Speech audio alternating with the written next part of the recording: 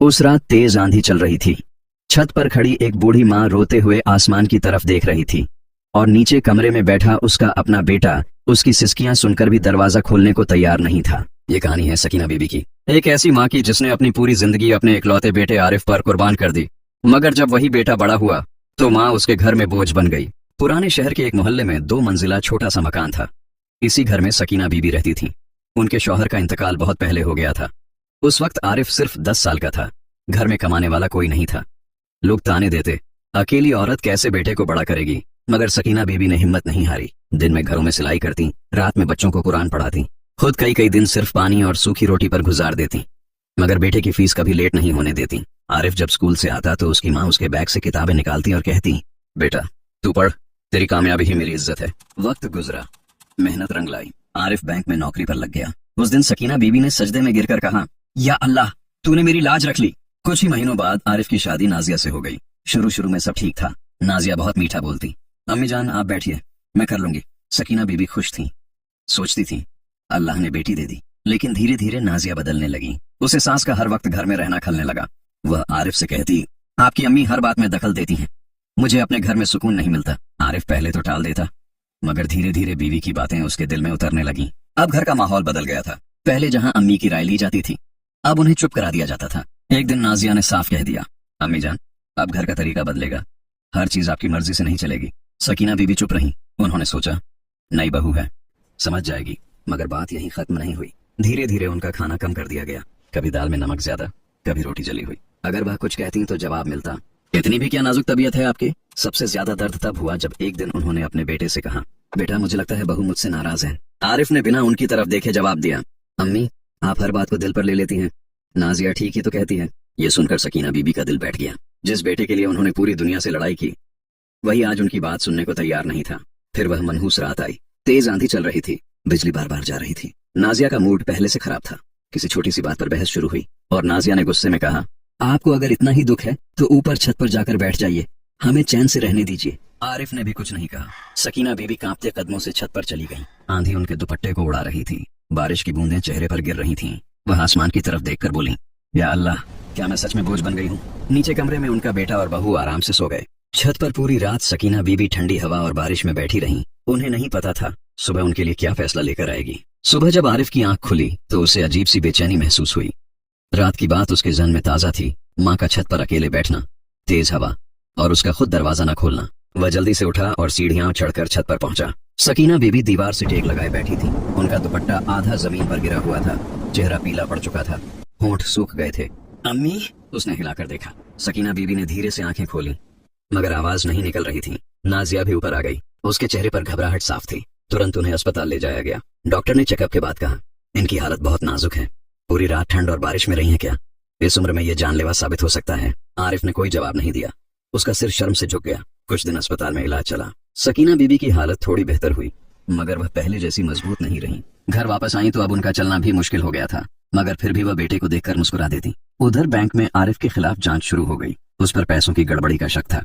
वह बार बार कहता, मैंने कुछ नहीं किया, लेकिन मामला गंभीर था। नौकरी सस्पेंड कर दी गई। घर में पैसों की तंगी शुरू हो गई। नाजिया अब और चिड़चिड़ी हो गई। वह अक्सर कहती, घर में हर वक्त मनहूसियत छाई रहती है, न नौकरी रही न सुकून। एक दिन गुस्से में उसने कह दिया, अगर आपकी अम्मी हमारे बीच न होती तो शायद हालात इतने खराब ना होते। ये बात सकीना बीबी ने सुन ली। उनका दिल टूट गया, मगर उन्होंने कुछ नहीं कहा।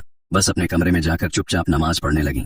उस रात उन्होंने देर तक दुआ की, या अल्लाह अगर मेरी वजह से मेरे बेटे पर मुसीबत आई है तो मुझे उठा ले, मगर उसे बचा ले। उन्हें नहीं पता था किस्मत ने फैसला लिख दिया है। रात गहरी थी। घर में सन्नाटा पसरा हुआ था। सकीना बीबी ने वुजू किया, 2 रकअत नमाज पढ़ी और हाथ उठाकर देर तक रोती रही, या अल्लाह मेरे बेटे की इज्जत बचा ले, उसकी रोजी वापस कर दे, अगर कुर्बानी चाहिए तो मेरी ले ले। उनकी आवाज कांप रही थी। आंसू दुपट्टे में समा गए। थककर वह बिस्तर पर लेट गईं। सुबह फजर की अजान हुई, मगर आज वह नमाज के लिए नहीं उठी। आरिफ की आंख खुली। दिल में अजीब घबराहट थी। वह माँ के कमरे की तरफ गया। दरवाजा आधा खुला था। अम्मी? कोई जवाब नहीं। वह पास गया। सकीना बीबी बिल्कुल खामोश लेटी थी। चेहरा सुकून भरा, होठों पर हल्की सी मुस्कान, जैसे कोई दर्द खत्म हो गया हो। आरिफ के हाथ कांपने लगे। अम्मी जान उठिए, मगर अब आवाज कभी नहीं आएगी। सकीना बीबी इस दुनिया से जा चुकी थी। घर में चीखें गूंज उठी। नाजिया के पैरों तले जमीन खिसक गई। वह दरवाजे के पास खड़ी रह गई, कुछ बोल न सकी। डॉक्टर आया। उसने सिर्फ इतना कहा, दिल बहुत कमजोर था, शायद रात को हार्ट फेल हुआ। आरिफ वहीं बैठ गया। उसके जहन में हर वो लम्हा घूम गया। माँ का छत पर भीगना, उसका दरवाजा न खोलना, माँ का कमजोर हाथ पकड़कर कहना, बेटा नाराज मत होना। जनाजे की तैयारी हुई। पूरा मोहल्ला उमड़ आया। हर कोई कह रहा था, सकीना बीबी फरिश्ता थी, ऐसी औरत कम मिलती है। आरिफ का दिल फट रहा था। उसे महसूस हो रहा था जैसे उसने अपनी जन्नत खो दी। दफनाने के बाद जब वह घर लौटा तो घर की दीवारें भी उसे अजनबी लगी। माँ का कमरा खाली था। तस्बीह बिस्तर के पास पड़ी थी। उसने तस्बीह उठाई, सीने से लगा ली और फूट फूट कर रो पड़ा। उधर बैंक की जांच और तेज हो गई। कुछ ही दिनों में सच्चाई सामने आई। असल गड़बड़ी बैंक के मैनेजर ने की थी। आरिफ पूरी तरह बेगुनाह निकला।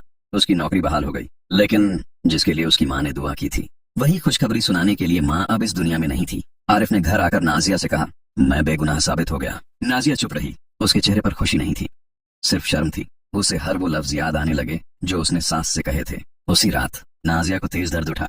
अचानक उसका पैर फिसला और वह सीढ़ियों से गिर पड़ी। घर में अफरा तफरी मच गई। उसे अस्पताल ले जाया गया। डॉक्टर ने कहा, रीढ़ की हड्डी पर गंभीर चोट है, कुछ वक्त तक चलना मुश्किल होगा। नाजिया के होश उड़ गए। बिस्तर पर पड़ी वह छत को देखती रही। उसे याद आया, वही छत जहां उसने अपनी सास को भेजा था। अब वही दर्द उसे महसूस हो रहा था। वह फूट फूट कर रो पड़ी, या अल्लाह, ये मेरी गलती की सजा है। आरिफ चुप खड़ा था। उसके दिल में गुस्सा भी था, मगर माँ की सीख याद आई, किसी पर जुल्म मत करना। कहानी यहीं खत्म नहीं हुई। अब असली इम्तिहान शुरू होने वाला था। अस्पताल के कमरे में सन्नाटा था। नाजिया सफेद चादर पर लेटी छत को देख रही थी। उसके पैरों में हरकत नहीं थी। डॉक्टर ने साफ कह दिया था, रीढ़ की चोट गहरी है, इलाज लंबा चलेगा, पूरी तरह ठीक होने की गारंटी नहीं। यह सुनकर उसका दिल जैसे बैठ गया। उसे अचानक वो दिन याद आने लगे जब उसने सकीना बीबी को ताने दिए थे, जब गुस्से में उन्हें छत पर भेज दिया था, जब कहा था, घर में आपकी वजह से मनहूसियत है। हर लफ्ज अब तीर बनकर उसके दिल में चुभ रहा था। वह रोते हुए बुदबुदाई, या अल्लाह, मैंने अपनी जन्नत को खुद ठुकरा दिया। आरिफ पास कुर्सी पर बैठा था। उसकी आंखों में भी थकान और दर्द था। माँ की मौत का गम अभी ताजा था, ऊपर से ये हादसा। नाजिया ने कांपती आवाज में कहा, आरिफ, मुझे माफ कर दो, मैंने अम्मी जान के साथ बहुत बुरा किया। आरिफ चुप रहा। उसके जहन में माँ का आखिरी चेहरा घूम गया, सुकून भरी मुस्कान, बिना शिकवे के। कुछ देर बाद उसने धीमे से कहा, अम्मी ने जाते जाते भी तुम्हारे लिए दुआ की थी। नाजिया सन्न रह गई। क्या? हाँ, आरिफ की आवाज भर्रा गई। उन्होंने कहा था, मेरी बहू को हिदायत दे देना या अल्लाह, उसका दिल नरम कर देना। यह सुनते ही नाजिया फूट फूट कर रो पड़ी। दिन गुजरने लगे। इलाज चलता रहा। नाजिया बिस्तर पर थी, दूसरों की मोहताज। वही औरत जो सास को बोझ समझती थी, अब खुद हर छोटी जरूरत के लिए किसी को आवाज देती। कभी पानी, कभी दवा, कभी सहारा लेकर बैठना। उसे हर पल एहसास होता, शायद अम्मी जान भी ऐसे ही आवाज देती होंगी और मैंने अनसुना किया। एक दिन आरिफ घर से माँ का पुराना बक्सा लेकर आया। उसने बक्सा खोला। अंदर पुराने खत, कुछ बचत के पैसे और एक छोटा सा लिफाफा था जिस पर लिखा था, मेरे बेटे के लिए। आरिफ के हाथ कांप गए। उसने खत खोला। उसमें लिखा था, बेटा आरिफ, अगर कभी मैं इस दुनिया में न रहूं तो एक बात याद रखना, माँ की कमी कोई पूरी नहीं कर सकता, मगर अपनी बीवी को कभी अकेला मत छोड़ना। अगर उससे गलती हो जाए तो उसे समझाना, तोड़ना नहीं। घर औरत से बनता है, उसे संभालना, और सबसे बढ़कर अपने दिल को सख्त मत होने देना। तुम्हारी अम्मी। खत पढ़कर कमरे में खामोशी छा गई। नाजिया रो रही थी। वह बोली, मैं इस काबिल नहीं हूँ कि उनकी बहू कहलाऊं। आरिफ ने गहरी सांस ली। माँ की सीख उसके दिल में उतर चुकी थी। उसने कहा, गलती तुमसे हुई, मगर तौबा का दरवाजा बंद नहीं होता। उस दिन से घर का माहौल बदलने लगा। आरिफ खुद नाजिया की देखभाल करता, उसे खाना खिलाता, दवा देता। नाजिया हर रात रो रो कर अल्लाह से माफी मांगती। धीरे धीरे उसने नमाज शुरू की। हर सजदे में एक ही दुआ, या अल्लाह, मुझे माफ कर दे और मुझे वैसी बहू बना दे जैसी अम्मी जान चाहती थी। कई महीनों की फिजियोथेरेपी के बाद उसके पैरों में हल्की हरकत आने लगी। डॉक्टर ने कहा, अगर हिम्मत रखी तो चल भी सकती है, मगर वक्त लगेगा। नाजिया ने आंखें बंद की। उसे लगा, ये सिर्फ इलाज नहीं, ये उसके सब्र का इम्तिहान है। मगर कहानी अभी खत्म नहीं हुई। असली मोड़ अभी बाकी था।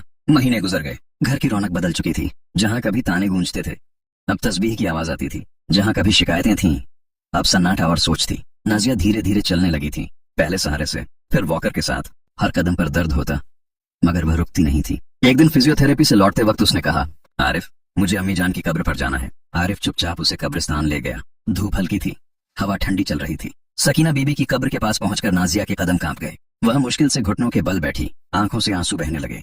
अम्मी जान, मैंने आपको बहुत दुख दिया, आप तो चली गईं, मगर आपका एहसान मेरी सांसों में बाकी है।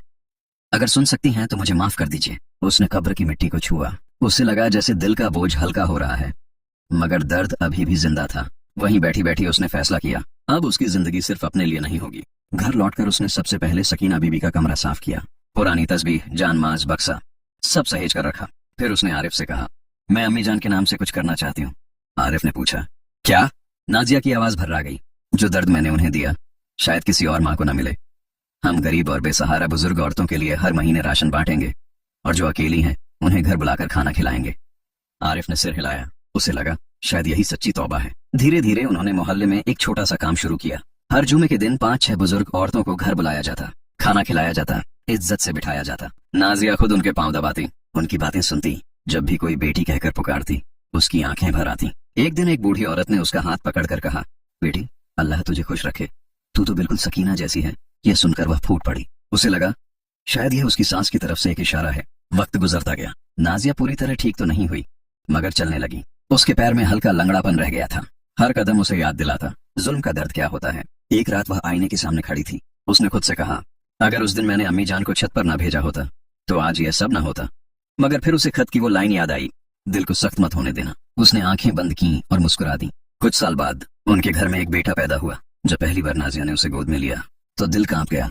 उसे लगा अगर कल को मेरा बेटा मेरे साथ वैसा करे जैसा मैंने अपनी सास के साथ किया। वह तुरंत सजदे में गिर पड़ी। या अल्लाह, मेरे बच्चे को नेक बना और मुझे ऐसी माँ बना जो कभी किसी का दिल न दुखाए। आरिफ ने अपने बेटे का नाम रखा साकिब, मगर घर में सब उसे प्यार से बुलाते थे अम्मी जान की अमानत। अब हर साल उनकी बरसी पर घर में कुरान ख्वानी होती, गरीबों को खाना खिलाया जाता। मोहल्ले के लोग कहते सकीना बीबी तो चली गई मगर उनका असर आज भी इस घर में जिंदा है। और सच यही था, माँ कभी मरती नहीं, वह अपने बच्चों के जमीर में जिंदा रहती है।